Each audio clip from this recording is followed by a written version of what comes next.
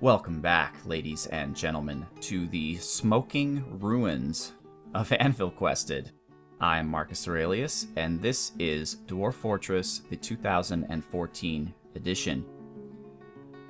And this is an appendix episode, and I would like to spend it discussing something that was put together by one of our viewers and a friend of mine. But before we do that, I just wanted to take a moment to show you the forests of Anvilquested basically being destroyed by fire, because it's quite mesmerizing. As you can see here, we are surrounded with ash. The trees apparently are okay. The branches and whatnot are on fire in many places, but the trunks are doing okay. But if you just watch for a moment the spreading of the fire, hopefully we won't be attacked by a forgotten beast or anything, but just look at it. It's just kind of mesmerizing how it grows and how it just expands out, and it's tearing my FPS apart, but it's almost beautiful just watching it. And all the wood that we cut down that my dwarves have to gather, it's all getting charred, I suspect, and it just grows and grows. It moves outward, and I have no reason not to expect that it will eventually engulf all greenery on this entire map. Though I was wise and I protected my fortress with roads, paved roads, so the fire shouldn't reach my fortress. And even if it did, as you can see here, it doesn't have any effect on stone walls anyway, as you can see. But it's just interesting watching it. It goes across the river, apparently, and it's just going to consume everything. And it leaves behind ashes. Just ashes everywhere. Pecan leaves, although the trunks, like I said, do survive. Dead blackberry bushes, so all the plants, there's going to be no gathering. They're all dead. Dead highwood sapling. Now, I was told in the... Why is it paused? Oh, right. I was told by Elizabeta, I think it was, that this is a good thing, and that all of your woodlands will eventually grow back. But, I mean, just imagine right now, these are just little tiles, but imagine the scale of this, where the dwarves look out from the walls and they just see nothing but dead trees, charred, ashes all over the ground, nothing living, no greenery, it's just all gone. And it's going uphill. This is, you can see it now, how it's attacking the grassland on this plateau. There's a gopher or something here that's not going to have a very good day. And it is just consuming everything in its wake. That is something else. It's just so interesting to watch. It just gets larger and larger. It's like this giant train wreck. I guess it's why people who play SimCity like to, when the disasters happen, just like to watch how it just undoes everything that they strive to achieve. Although again, Anvilquested is quite safe. And I like how the size of the fire just gets bigger and bigger as it continues. No steam or anything though comes up from the lake. There is smoke. And you can see the actual fire here.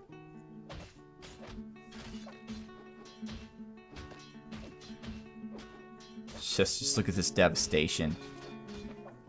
Anvilquested used to be a lovely place, and then the dragon came and just turned it all to shit. And I doubt anything will be able to really grow back before we achieve our goals. In fact, we should quickly look at that.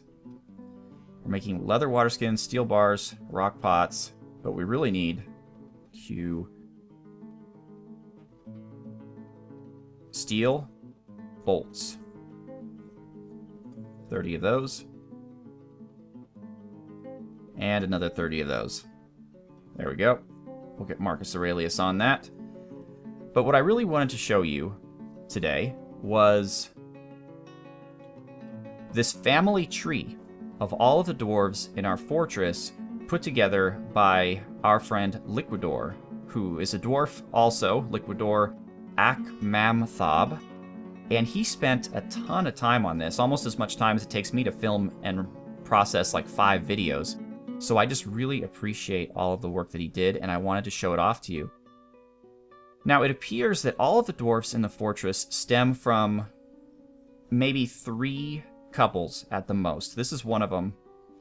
Amost, Evul, Delath, and Besmar is Seth Besmar. And as you can see, the family tree is very wide, but it's not very deep. And that's because we haven't had many years. It's only been 150 years or so since this world was created. And dwarves, you know, don't procreate as fast as other creatures, and so there hasn't been too many generations. But you can kind of see he put in everyone. He put in not just the dwarves in our fortress, but all of the dwarves. But one of our oldest dwarves here is Dreamslayer. As you can see, Dreamslayer is, depending on how you look at it, either 2 or 3 generations down from the top. The top, again, there's another couple here that are at the top, and that's Delair Letmas Nicole and Ral Cordestot. So these 2 couples. Then there's Panda Bear, who's married to Torgar Hammerstriker. They have Black Tweety, Lizard of Oz. And then Black Tweety and Lizard of Oz have 3 children, it looks like. Obok, Sodel, and Darth Teller. And that's the end of this particular branch of the family tree. Let's see what else we have. We have Dreamslayer and Arvalorn Carpkiller.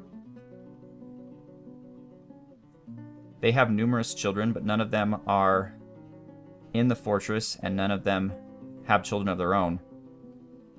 There's Elena Starbreeze. Okay, so we remember speaking about them numerous episodes ago. She's married to Alpha Blades, and their daughter is Elena Blades.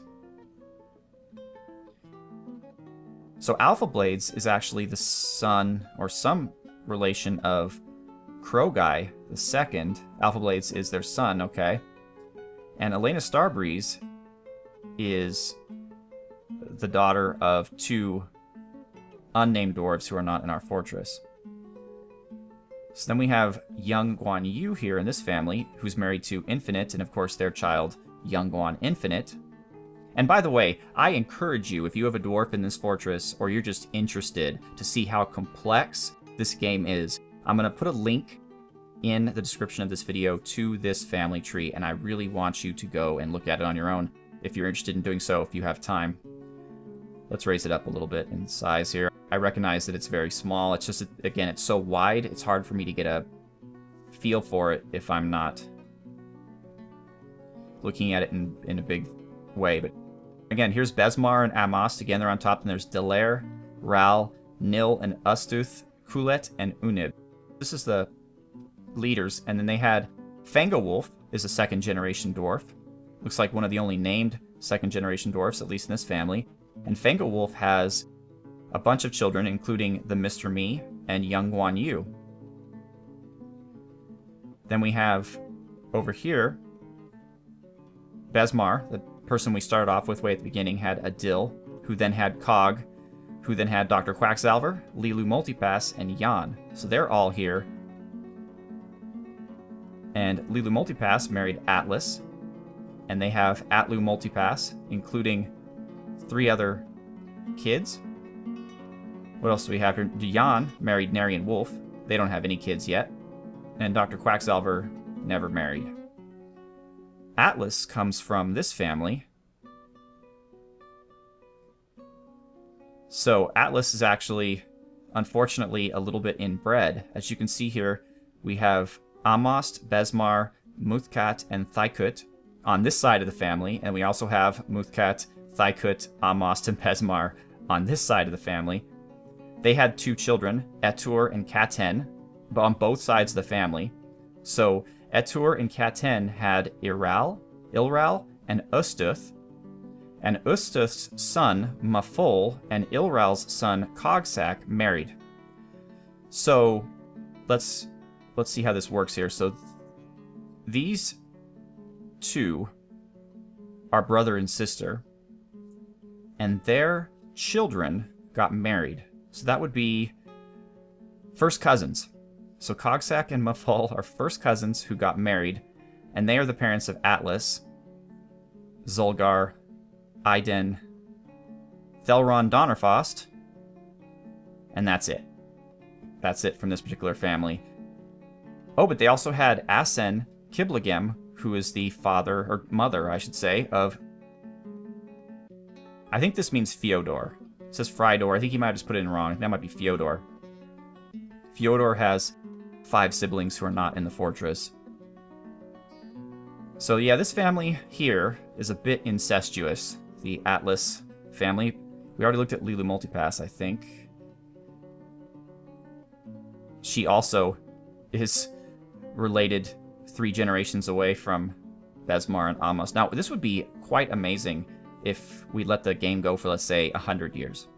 And we could see all these different generations of dwarves. I mean, it would take forever, obviously, to put all their names in. It already took Liquidor plenty of time just to put these in. But it's interesting to see where it goes. So who else? Let's look at Cameron. So, okay, so Tirist and Sigun, who look like they don't come from anywhere. They're initial dwarves. They had Stikus, or Stukus, who is the father of Sheridan Carbuncle. Now, Sheridan Carbuncle, as we know, is married to Walder the Old, and their daughter is Brunor Battlehammer, the Duchess of Anvilquested, who is married to Crom the Historian, and they only have one child as of yet, Baronet Battlehammer. That particular family, the royal family, has Silverhaze also. So Silverhaze II is Bruno Battlehammer's sister, but that is it in terms of named siblings.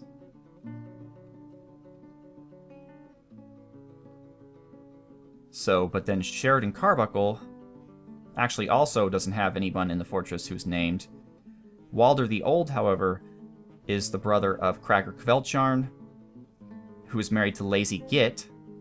Lazy Git is, as we can see, descended also from Besmar, Amost, Thykut, and Muthcat.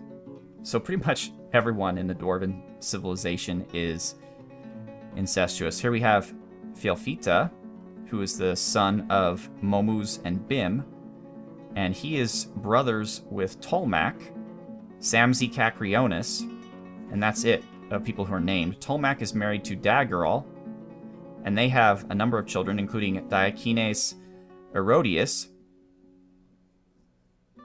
and 5 other children who are not named. However, Diakines' sister Stinthad married a man named Uvash, and they had Ash and Bry 7 by 7 by 7. Samzi Cacrionis doesn't have any children. Krogai, the initial Krogai, married Sanctum Stone. They didn't have any kids. Sanctum Stone is the brother of Urist McCato, and their parents are the Etruscan and Bavette Argon. And they don't have any named siblings, it looks like. Matheos. Matheos is their little sister, who married Argyle, and they have a child, Ushrir. So then we have, there's Gabdora and Azrael II. They are brother and sister. Neither one of them has children. Gerai II is married to Bloodrune II. They have a daughter named Dishmab, who is married to someone named Serol, and their children are Deramos and Asmet. So Deramos is married to Toadface, who is the daughter of Catnip and Micus. Catnip is the sister of Malinor, and the sister of Bucephalus, who is married to wife of Balder, and they have 2 children, Rimtar, who is not in the fortress, and Barry Lafreak. Barry Lafreak is married to Silverhaze. They don't have any children because Silverhaze died. There's Mina Moonheart. She's in a family that's not named. Her siblings and her parents are not in the fortress. And Toadface is actually the sister of Aerith, who is our Wunderkind. That's our child prodigy who had the mood. And it's just a kid, obviously, she doesn't have any children of her own. Wife of Balder. So Wife of Balder is related to... So Bloodruna married House II. They had one child, Raw Weirdness, who married Bison. And they had Doran. And Doran married Einad, who had Tun. Tun married Dacost, and then they are the parents of Wife of Balder and 6 other unnamed dwarves who are not in our fortress. So as you could see, I don't mean to belabor the point here, but this is incredibly detailed. Thank you so much, Liquidor, for putting this together. I cannot imagine how much work it was, but it is so interesting to see the dwarves in our fortress and how they relate to one another. So what I'd like those of you who are watching this to do, if you could be so kind, is to, in the comments, say thank you, please, to Liquidor for putting all this together. It was, again, a ton of work, and he deserves all of your thanks, because it is really cool to see how all of our dwarves kind of fit together. And if you want, also, look up your dwarf, see how they're related to other dwarves, and if you want to comment about that, that would be awesome as well. You know, when I first started this series, I really wanted people to contribute. Not just like stories, but for example, Dwarf Comic did a number of cool paintings, and I'm just really happy that Liquidor did this. And I kind of wish throughout this course of the series there had been more people drawing some things or doing some things. I know it's difficult, and obviously Dwarf Comic is a tough act to follow, but even little scribbles or sketches would have been fun. But I really wanted to get the community involved in this one. But definitely check this out. I think you're really going to love it, and the link, again, is in the description. Now, when it comes to dwarf profiles, I'm generally, as you know, I do the random number generation, and I do it like that because I want to be fair. However, while he was putting this together, Liquidor mentioned that he would like to see profiles on Crom the Historian and Sir Falconlord. So, as a thank you to Liquidor for putting this together, I am going to be doing that now.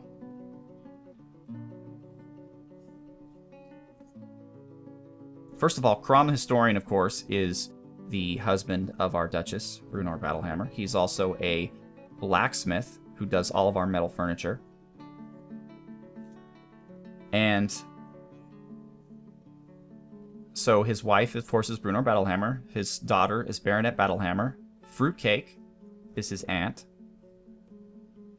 Zygomantis II Augustus is also his aunt. Bulzome Thornson, or Thornso, is his uncle. I just want to check this out. So, Runor Battlehammer. I need to find him again, though.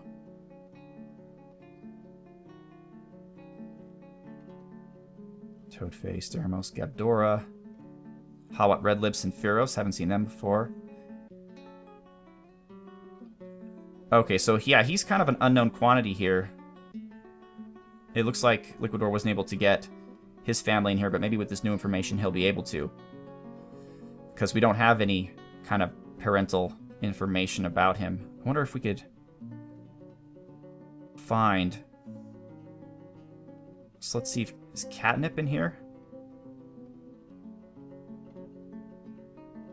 It's not alphabetized, which would really be helpful, actually.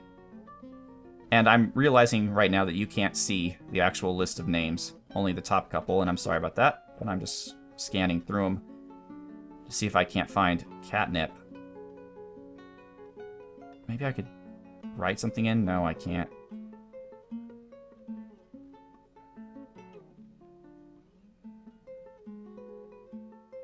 There's Crazy Man. Where's Crazy Man? Crazy Man is married to Cameron, with Rex here, and Bumchafes and Azrael are the parents of that. Interesting. Well, I guess Catnip is here somewhere. I just don't know where he is. Or she is. So, moving on. The Zax is also his uncle. And then his nephews are Micus, Sisyphean, and Morin. Cousins are Blecto Bagum, Thorin, Gotrek Gurnison, Urist Silverharp. And a ton of friends. No enemies. Okay. And Crom the Historian. Crom is a legendary +5 furnace operator and a legendary +5 metalsmith. He is prone to strong feelings of lust. He is stubborn. He tends to be a little wasteful when working. He doesn't mind a little discord in day-to-day living. He is very friendly and always tries to say nice things, but he disdains even the best advice, relying strictly on his own counsel. He accepts favors without developing a sense of obligation. He prefers to present himself modestly. He has an active sense of humor. He thinks he's fairly important in the grand scheme of things. I would wager that as a legendary blacksmith, the only legendary blacksmith in the fortress and being married to our Duchess, he is rather important. He hates vows, obligations, promises, and other binding elements. He is trusting. He finds maintaining decorum a waste of time. He finds the entire concept of self-sacrifice disgusting, and he dreams of creating a great work of art, and this dream was realized. He is the creator of Lantern Cross. His thought is, never forget true loyalty. Didn't it just say he wasn't loyal? Whatever.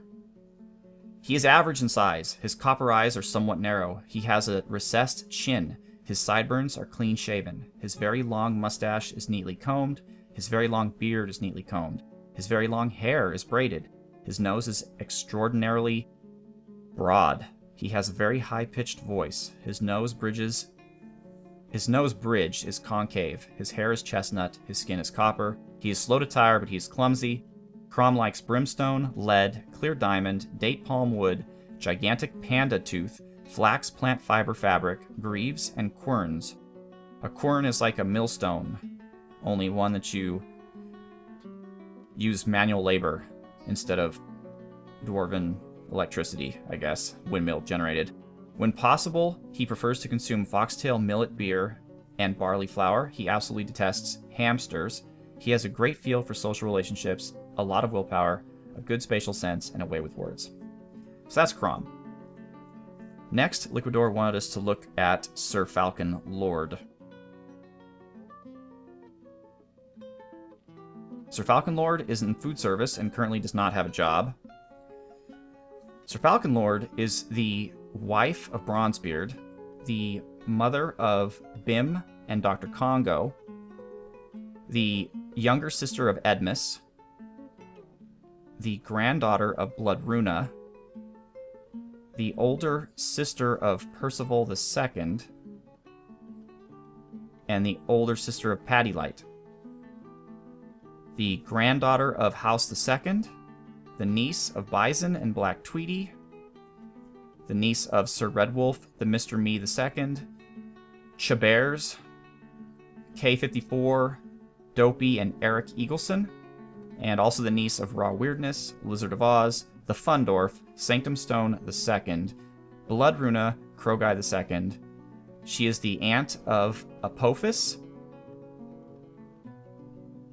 Panassa, Naki, and the cousin of Raven, Hank Luke, Yeens Beans, Monkey Mark Mario, Juno, Zygomantis II Augustus, Bolzome Thornso, Darth Teller, Alpha Blades, Lady Atty, P-Doggy 14. Friends with a number of other people, no enemies. Sir Falcon Lord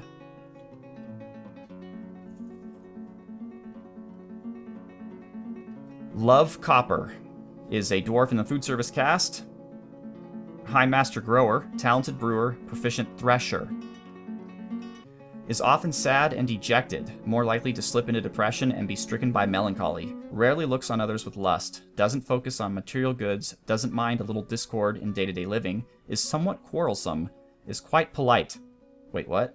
So polite and quarrelsome. I guess that goes together in dwarven worlds. She is not driven and rarely feels the need to pursue success. She takes offered help and gifts without feeling particularly grateful, does not generally seek retribution for past wrongs, and has a low sense of self-esteem. She generally acts with a narrow focus on the current activity. She is not particularly interested in what others think of her. She doesn't try to get things done perfectly, tends to form only tenuous emotional bonds with others, and she tends to be swayed by the emotions of others. She can sometimes act without deliberation. She tends to avoid crowds, doesn't really value merrymaking. She does value nature, but she dislikes cooperation. She dreams of raising a family, and this dream was realized. Congratulations. Her thought is, it really gets me down sometimes. So that's right, because she's a depressed dwarf. She's married to Bronzebeard. She's corpulent. Her eyes are copper. She has a very narrow chin. Her hair is clean-shaven. Her nose is extremely short. Her eyelashes are short. Her copper skin is wrinkled. Her ears have small lobes. Her hair is chestnut with some gray. Sir Falconlord likes conglomerate, electrum, rubicelle, kumquat wood, pond turtle bone, the color moss green, waves, gloves, and goats for their eating habits, and when possible, she prefers to consume flying squirrel and beetroot wine. She absolutely detests worms. She has a great ability to focus, a great memory, a lot of willpower, and a good intellect.